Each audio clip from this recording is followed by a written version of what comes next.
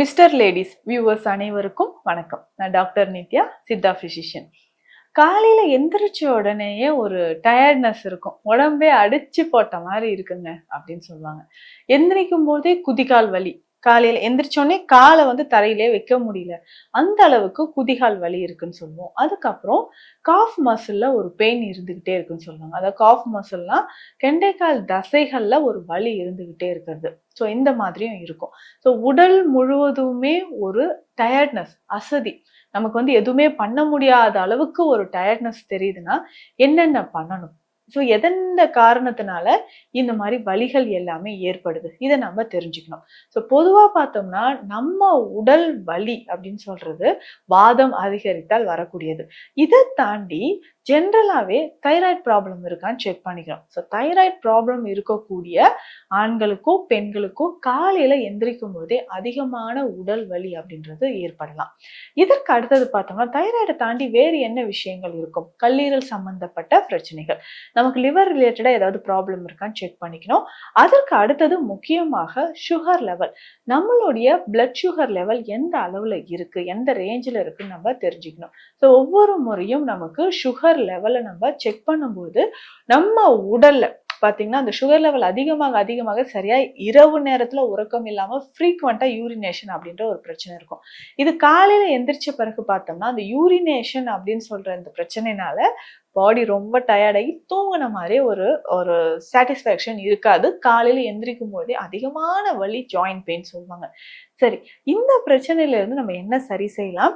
இதற்கு ஏற்ற மாதிரியான உணவு, இரவு நேரத்தில் உணவு என்ன சாப்பிடலாம், இது ரொம்ப முக்கியம்.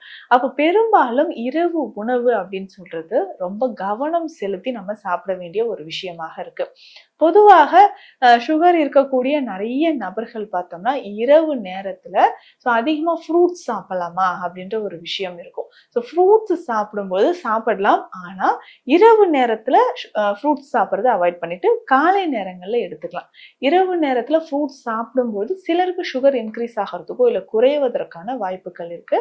பகல் நேரங்கள்ல நம்ம ஃப்ரூட்ஸ் எடுத்துக்கலாம். ஸோ இந்த மாதிரி சாப்பிடும்போது நம்ம உடல்ல இருக்கக்கூடிய வாதம் குறையிறது, சுகர் மெயின்டைன் ஆகுறது, இந்த மாதிரி விஷயங்கள் நடக்கும். அப்போ காலையில எந்திரிச்சோடனே இந்த ஒரு பானம் குடித்தா நமக்கு உடல் வலி கொஞ்சம் கொஞ்சமாக குறையும் அப்படின்னு சொன்னா இந்த பானத்தை குடிக்கலாம். சரி, இந்த பானம் அப்படின்னு சொல்றதை விட தேநீர் அப்படின்னு சொல்லிக்கலாம், இல்ல கஷாயம் அப்படின்னு சொல்லிக்கலாம். அதாவது அது காலையில குடிக்கும்போது நமக்கு ஒரு எனர்ஜி ட்ரிங்க், புத்துணர்ச்சி தரக்கூடிய ஒரு விஷயமாக இதை நம்ம பயன்படுத்திக்கலாம். சரி, அப்படி என்ன விஷயம், என்ன மூலிகையை சேர்த்து நம்ம பயன்படுத்தலாம் அப்படின்னு சொல்றேன். ஃபர்ஸ்ட் டைம் இந்த மூலிகையை கலெக்ட் பண்ணி நம்ம எடுத்து வச்சுக்கிட்டோம்னா, ரெடி பண்ணி எடுத்து வச்சுக்கிட்டோம்னா 1 ஒரு 3 மாதங்கள் வரைக்கும் இந்த டீயை நம்ம தொடர்ந்து பயன்படுத்திக்கலாம். சரி, இதற்கு என்னென்ன மூலிகைகள் தேவை அப்படின்னு நான் சொல்றேன். கடுமையான உடல் வலி, நாட்பட்டு இருக்கக்கூடிய குதிகால் வலி, உடல் சோர்வு, இதை நம்ம சரி செய்யறதுக்கான வழிமுறைகள் என்னன்றத பார்க்கலாம். சரி, இதற்கு முதல்ல நம்ம எடுக்க வேண்டியது எலுமிச்சை இலைகள். எலுமிச்சை இலைகள் நமக்கு தேவைப்படுது. அதற்கு அடுத்ததாக எலுமிச்சை தோல். எலுமிச்சை தோல் நல்லா கருப்பு, உள்ள பிளாக்லாம் எதுவும் இல்லாம, பூஞ்சையெல்லாம் இல்லாம கிளீனா நம்ம ட்ரை பண்ணி எடுத்து வச்சிருக்கணும். எலுமிச்சை தோல் நமக்கு தேவைப்படுது. எலுமிச்சை இலைகள், எலுமிச்சை தோல். அதற்கு அடுத்ததாக பார்த்தோம்னா சிற்றரத்தை. சிற்றரத்தை கொஞ்சம் வெப்பமான மூலிகை, அதே சமயம் உடல்ல இருக்கக்கூடிய அந்த வலியை விரட்டுவதற்கு சிற்றரத்தை ரொம்ப ரொம்ப முக்கியமான ஒரு மூலிகைன்னு சொல்லலாம். சிற்றரத்தை நமக்கு தேவைப்படுது. அடுத்ததாக கொத்தமல்லி விதைகள், தனியா. தனியா விதைகளை நம்ம பயன்படுத்தணும். தனியா விதைகள் அப்படின்னு சொல்லும்போது ஒரு 100 கிராம் அளவுக்கு போதும். எல்லா மூலிகையுமே 100 கிராம் அளவுக்கு தேவைப்படும். தனியா விதைகளும் நம்ம 100 கிராம் அளவுக்கு எடுத்து வச்சுக்கணும். இதற்கு அடுத்தது பார்த்தோம்னா திப்பிலி. திப்பிலி 50 கிராம் போட்டா போதும். ரொம்ப அதிகமான உடல் உஷ்ணம் அதிகமாகாம இருக்கிறதுக்கு திப்பிலியை குறைத்து போடணும், 50 கிராம். அதற்கு அடுத்தது பார்த்தோம்னா ஏலக்காய் 100 கிராம். ஏலக்காய்ன்னு சொல்லும்போது நம்ம உடல்ல நரம்புகளுக்கு வலிமை சேர்ப்பதற்கு ஏலக்காய் ரொம்ப ரொம்ப முக்கியமானது. இதற்கு அடுத்தது பார்த்தோம்னா துளசி விதைகள். துளசி விதைகள்னு சொல்லும்போது நம்ம உடல்ல இருக்கக்கூடிய வாதத்தை சமநிலைப்படுத்தக்கூடிய முக்கியமான ஒரு மூலிகை. இத்தனை மூலிகையும் நம்ம என்ன பண்ண போறோம், எப்படி இதை டீயா ரெடி பண்ண போறோம்ன்றது தெரிஞ்சுக்கலாம். அந்த எலுமிச்சை இலைகளை நல்ல நிழல்ல உலர்த்தி எடுத்து வச்சிருக்கிறோம். மற்ற மூலிகைகள் எல்லாத்தையுமே இளம் வறுப்பா லேசா வறுத்துட்டு மிக்சி ஜார்லயே நம்ம பொடி பண்ணி வச்சுக்கலாம். ஸோ இந்த பொடியை வந்து நம்ம டீ மாதிரி தினமும் காலையில நம்ம பயன்படுத்தணும். ஸோ அரை ஸ்பூன் அளவுக்கு எடுத்து ஒரு 1.5 கிளாஸ் 2 கிளாஸ் தண்ணியில அரை ஸ்பூன் அளவுக்கு போட்டு நல்லா பாயில் பண்ணணும். இது வந்து நமக்கு 1 கிளாஸ் வந்ததுக்கு அப்புறம் வடிகட்டி இதுல கொஞ்சம் தேன் சேர்த்து குடிக்கணும். இல்ல கருப்பட்டி, கற்கண்டு, பனங்கற்கண்டு சேர்த்துக்கலாம். இந்த மாதிரி நம்ம பயன்படுத்தும் போது நம்ம உடல்ல பல நாட்களாக இருக்கக்கூடிய உடல் வலி, உடல் சோர்வு, உடல் அசதி இது வந்து நமக்கு கொஞ்சம் கொஞ்சமாக குறைய ஆரம்பிக்கும். பொதுவாகவே இந்த தைராய்டு பிரச்சனை இருக்கிறவங்களுக்கும் பார்த்தோம்னா தொண்டையில ஒரு வலி இருக்கும். கிளான்ஸ் வந்து ஸ்வெல்லிங் ஆகிற மாதிரி இருக்கும். ஸோ இந்த மாதிரியான பிரச்சனைகளை சரி செய்யறதுக்கு நிறைய வழிமுறைகள் இருக்கு. இதை வந்து நம்ம ஃபாலோ பண்ணணும்.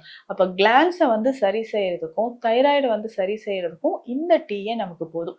தினமும் காலையில இந்த டீயை பருகிட்டு வந்தோம்னா எவ்வளவு நாள்பட்ட உடல் வலி, உடல் சோர்வு, இதுல வந்து வாதம் அதிகமா இருக்கக்கூடிய ஆஸ்டியோ ஆர்த்ரைட்டிஸ், ரொமட்டாய்டு ஆர்த்ரைட்டிஸ் இந்த மாதிரியான பிரச்சனைகளும் நமக்கு சரி செய்யப்படுது. ஸோ இதுல வந்து பொதுவாகவே நம்ம சித்த மருத்துவத்தில் இந்த வாதம் அப்படின்னு தான் சொல்றோம். வாதத்தை குறைப்பதற்கு எண்ணெய் குளியல் ரொம்ப ரொம்ப அவசியம். ஸோ அப்படி நம்ம பயன்படுத்தக்கூடிய எண்ணெய் அப்படின்னு சொல்லக்கூடியது வாத நாராயண தைலமோ வாத கேசரி தைலமோ நம்ம பயன்படுத்தலாம். இந்த 2 தைலத்தோட ஜம்பீர தைலமும் நம்ம சேர்த்துக்கணும். எலுமிச்சையை பயன்படுத்தி செய்யக்கூடிய ஜம்பீர தைலமும் நம்ம பயன்படுத்தலாம். ஸோ இந்த வாத நாராயணன் வாத கேசரியோட ஜம்பீர தைலம் வந்து நம்ம மிக்ஸ் பண்ணி ஹீட் பண்ணிட்டு தலையில இருந்து கால் வரைக்கும் இதை அப்ளை பண்ணும்போது கொஞ்சம் கொஞ்சமாக நம்ம உடல்ல இருக்கக்கூடிய உஷ்ணம் தனிய ஆரம்பிக்குது. அதே மாதிரி உடல்ல இருக்கக்கூடிய வலிகள், காலையில எந்திரிச்சோன்னே எனக்கு ரொம்ப வலி இருக்குங்க அப்படின்னு ஃபீல் பண்ணீங்கன்னா இந்த ஒரு கஷாயம், இந்த ஒரு டீயே நமக்கு போதும்.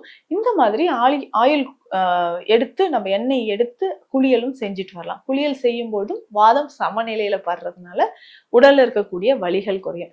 மேலும் நமக்கு உடல்ல இருக்கக்கூடிய வலிகள் குறைவதற்கு வேற என்ன செய்யலாம்னா தைராய்டு வந்து நார்மலா இருக்கிற மாதிரி பார்த்துக்கணும். உணவு முறைகள், காய்கறிகள் ரொம்ப முக்கியம். ஸோ இந்த காய்கறிகளோட சேர்த்து இந்த கீரைகளும் நம்ம பயன்படுத்தும் பொழுது அதிகமான உடல் உஷ்ணம் இருக்கிறதோ, உடல் வலி இருக்கிறதோ நமக்கு குறைய ஆரம்பிக்கும். ஸோ இந்த பதிவில் உடல் வலி, இது வாதம் தொடர்பாக இருக்கக்கூடிய வலியோ, காலை நேரத்துல வரக்கூடிய வலியோ, இதற்கு சிறப்பான எளிமையான சித்த மருத்துவ குறிப்புகளை பத்தி பார்த்தோம். மீண்டும் அடுத்த பதிவில் சந்திக்கலாம். நன்றி.